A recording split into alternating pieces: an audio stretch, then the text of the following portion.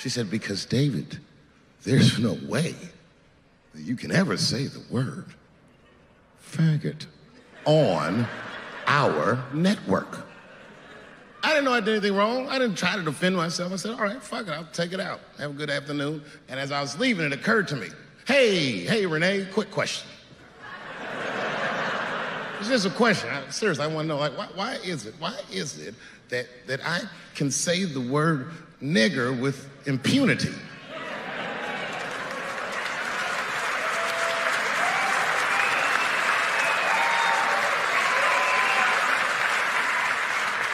But I can't say the word faggot.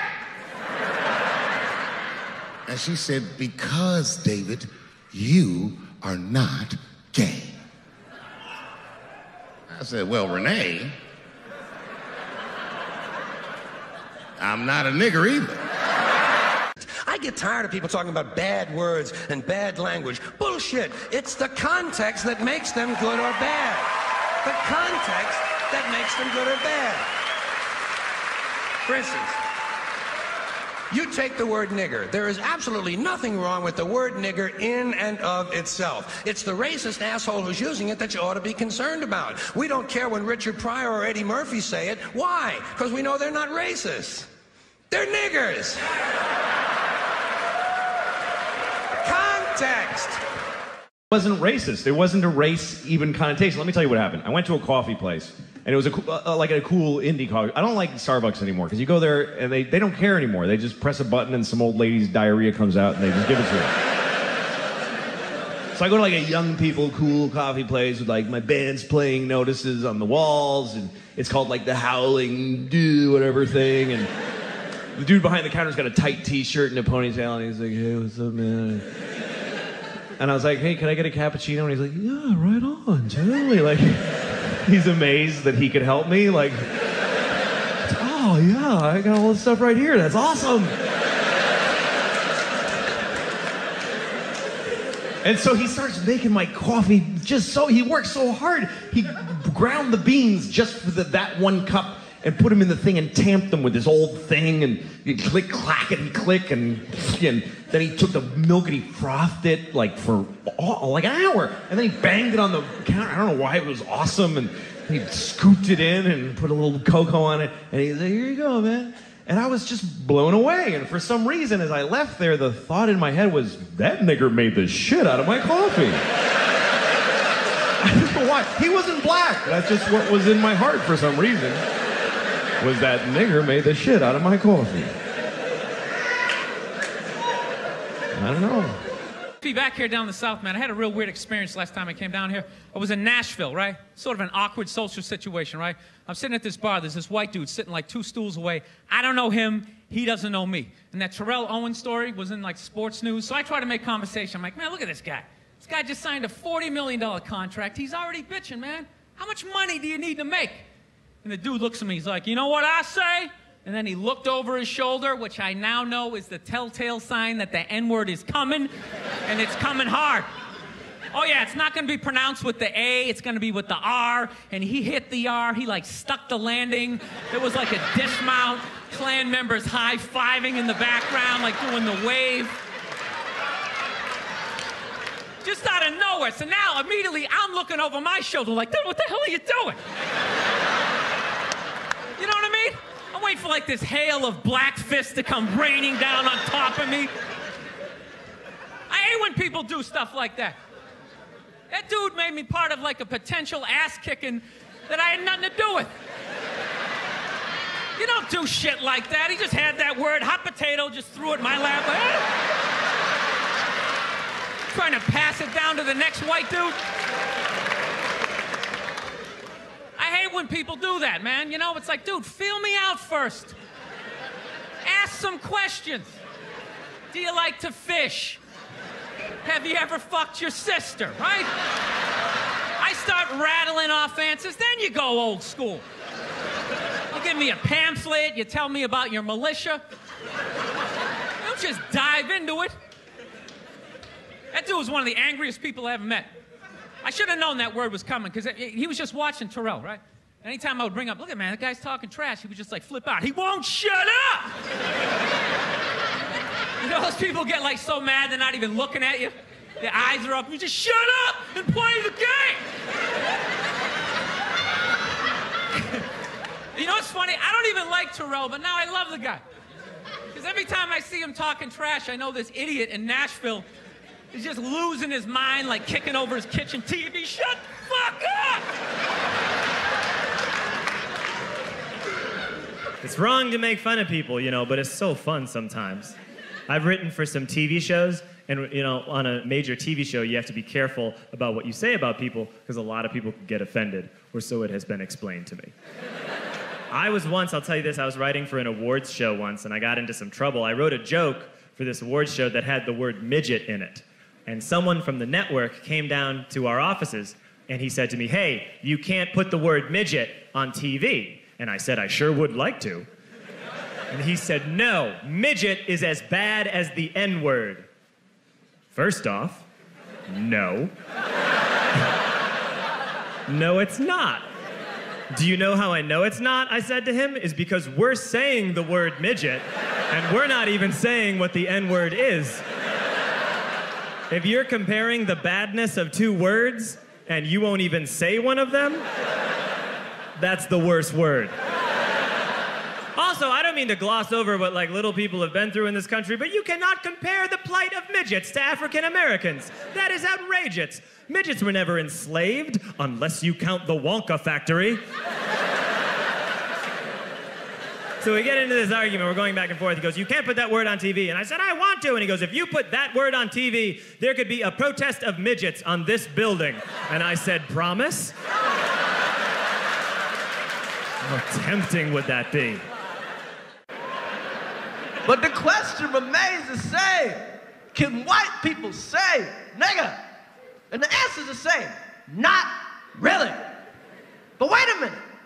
There's one exception. There's one exception. There's one instance where white people can say nigga. And I'm gonna let it out tonight. I'm gonna let it out here in Johannesburg. The one time that white people can say nigga. And white people are like, this is what I paid for.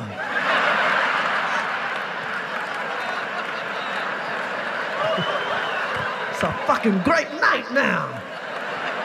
The one time white people can say nigga. And here goes, listen closely, because I may never say this shit again. The one time white people can say nigga, okay. If it's Christmas Eve, and it's between 4:30 and 4:49 in the morning. If you white and you on your way to Toys R Us to get your kid the last Transformer doll, and right before you walk into Toys R Us, some black person runs up beside you, smacks you in the head with a brick, knocks you to the ground, stomps you in the face. Take that, you crack ass motherfucker. Take that, you crack ass motherfucker. Take that, you crack ass motherfucker. Motherfucker, motherfucker. Take that. River dances on your head. Take that, you crack ass motherfucker. Crack ass motherfucker. Crack ass motherfucker. Take that, you crack ass motherfucker. Takes your money, pisses on you, and runs away. If you white, at that moment you can say, somebody stop that nigga!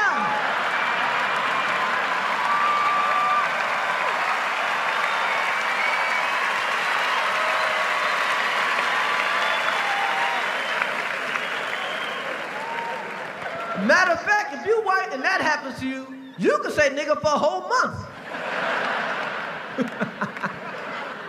But you gotta walk around with the police report in your pocket. In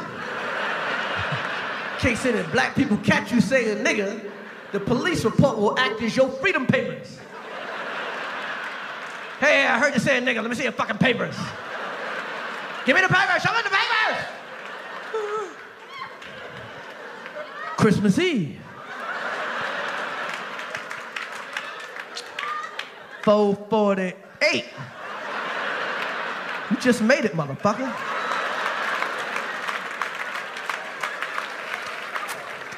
Pissed on you.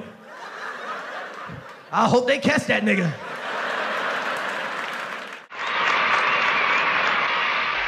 It's nice to have pride about your shit. I went home to the motherland, and everybody should go home to Africa. Everybody, especially black people. Really, man, there is so much to see there for the eye and the heart of the black people. Because white people, you'll go there and you get ideas, well, that's where the black people in America should be, walking around with sticks. You'll get the wrong idea. But man, you go, I went to the motherland, my roots, right? 700 million black people. Not one of them motherfuckers knew me. I looked in every phone book in Africa. I didn't find one goddamn Pryor. I saw one familiar name, J-Bo Walker. I called that up. They say he's in Arizona. One thing I got out of it was magic I'd like to share with you. You know, it's like I was leaving and I was sitting in the hotel and a voice said to me, said, look around, what do you see? And I said, I see all colors of people doing everything, you know. And the voice said, do you see any niggas? I said, no. And I said, you know why? Because there aren't any.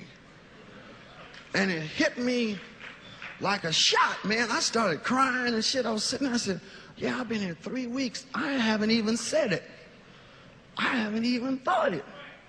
And it made me say, oh my God, I've been wrong. I've been wrong. I got to regroup my shit. I mean, I said, I ain't gonna never call another black man a nigga.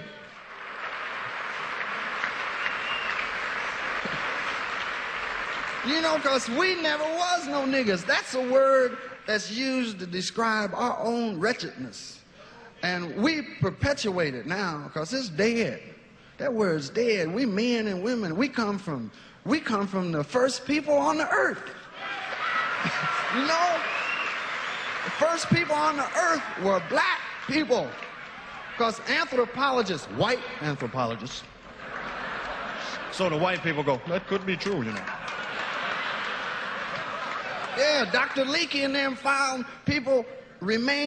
Let me tell you about a story so true. We're showing me style and it's all so cool. It's about a garment torn and frayed. Getting this threads, the story conveyed. Walking down the streets with holes in my teeth. These red things here are part of me, you see. It ain't about the brand or the label it holds. It's about the journey, the stories it unfolds. In these ragged clothes, I find my voice. A testament to resilience, my choice. From the streets to the stage, I rock my style. In my tattered shirt, I walk that mile.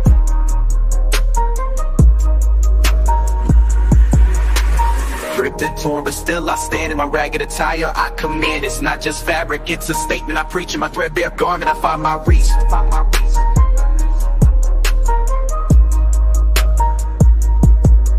From the barrio to the bar, I make my mark. In my worn out jeans, I leave a spark. And they call it rags, but I call it art. In every stitch and tear, I'll play my part. It's the struggle of the streets, the hustle so real. In my tattered jacket, I seal the deal. A symbol of defiance against the status quo. My passion of pants, I let it show. It's not about the riches or the wealth I lack. In my faded hoodie, I stay on track. It's the heart of the hustle, the grind each day. In my worn out kicks, I find my way. Ripped and torn, but still I stand. In my ragged attire, I command. It's not just fabric, it's a statement I preach. In my threadbare garment, I find my reach. So here's to the ones with the clothes that tear. In our patched up attire we have, so let the world see our garments worn. For in our rags, our stories are born. In the language of the streets we speak. In our torn up clothes we find our peak. It's 5 million years ago in Africa. You know them motherfuckers didn't speak French. So black people, we the first people had thought, right? We was the first one to say, where the fuck am I? And how do you get to Detroit?